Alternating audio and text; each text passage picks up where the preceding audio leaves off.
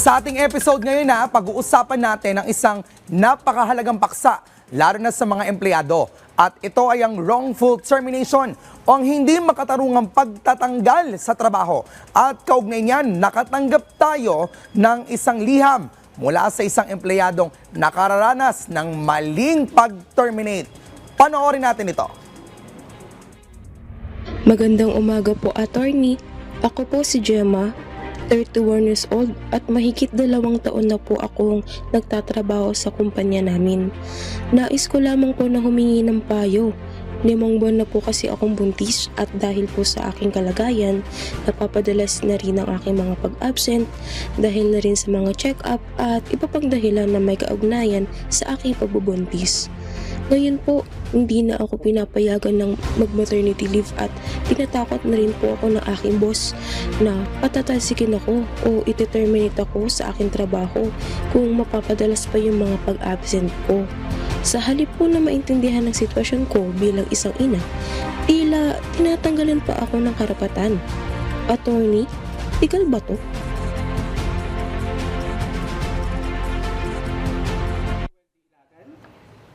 At dito po ako para talakayin ang mga isyong kinaharap ng ating mga manggagawang Pilipino at alamin kung ito ay legal ba.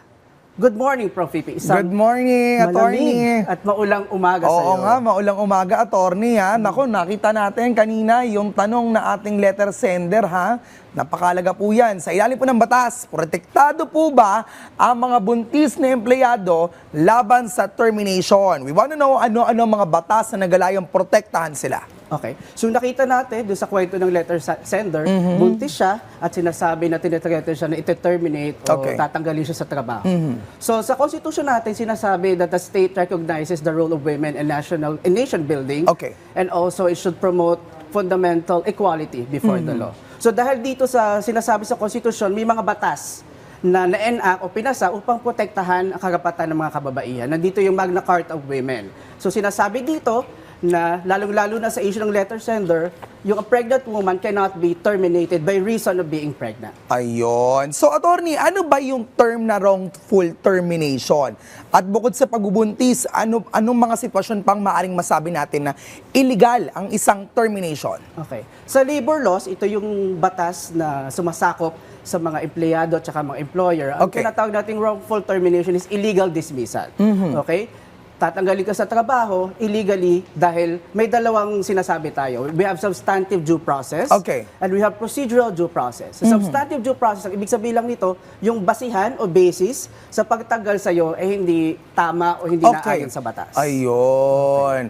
May mga pinupuntang klaseng mga mga government agencies, yung mga taong nakaranas ng wrongful termination, attorney.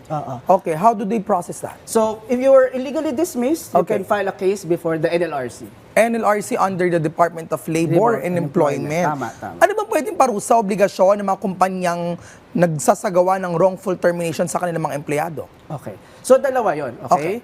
Sinasabi natin, substantive due process, ibig sabihin yung basihan sa pagtanggal sa'yo hindi tama. At we have procedural due process. Ibig sabihin, yung proseso kung paano ka terminate hindi tama. Kasi nakalagay sa batas, may tweet notice requirement. Ibig sabihin, halimbawa nakagawa ka ng violation, halimbawa naging absent ka today, okay? Ano dapat ang ginawa ng employer mo? Dapat ang unang requirement is you'll be given a notice, unang notice. Sa notice na yon, binibigyan ka ng memo, notice to explain. Basically, sinasabihin, umabsent ka today, explain mo kung bakit ka umabsent, at explain mo din na dahil ba sa nangyari ito, kailangan bigyan ka namin ng penalty or impose ka man ng sanction. That's one. That's the first one. The second notice na sinasabi ng batas is, after mabigyan ka ng notice and you're given opportunity to explain, magdi-decide ngayon ng employer, should I terminate this? Ano kayang penalty ang i-impose ko dito? And after that, pag nag-decide, yung decision mismo should be given to the employee. Meaning, dapat ino-notify ka kung bakit ganito ang naging desisyon ng employer doon sa nangyaring infraction or Naku, yung iba na-intimidate pa yung mga empleyado at kapag na-terminate pa sila, natatakot sila na baka pa nagsampa sila ng kaso at may bago silang kumpanyang a-applyan afterwards ay hindi sila matanggap dahil gumagawa sila ng ganong klaseng proseso na talagang dumudulog sa pamahalaan or with their private attorneys na sila ay na-terminate legally. Pero, attorney, ang nakikita kasi natin dito, madalas sa problema ay yung sinasabi natin na takot yung mga empleyado na magsampa ng reklamo kasi baka lalo nga silang mahirapan maghanap ng trabaho. So, paano natin sila mahihikayat at masisiguro na sila naman ay magkakatrabaho muli? Magkakatrabaho muli sila, lalo makikita naman ng employer yung basis. Okay. Yung basis kung bakit ka nag-file ng illegal dismissal case or kung ano mang kaso na final mo against the employer. So yung mga empleyado na nakakaranas ng diskriminasyon o kaya na-dismiss illegally, huwag kayong matakot. Okay? Okay. Kasi meron tayong batas to protect you.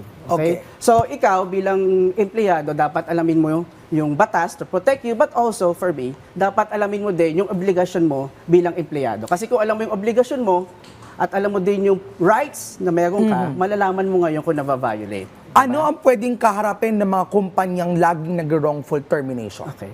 Pag wrongfully terminate ka, sinabi ng DOLE na wrongfully terminated, so ibabalik ka, reinstatement. Okay? Okay. Lahat ng entitlement mo, benefits, ibabalik sa'yo. Ayun. Sa side naman nung mismong employer, anong pwede mangyari sa kanila?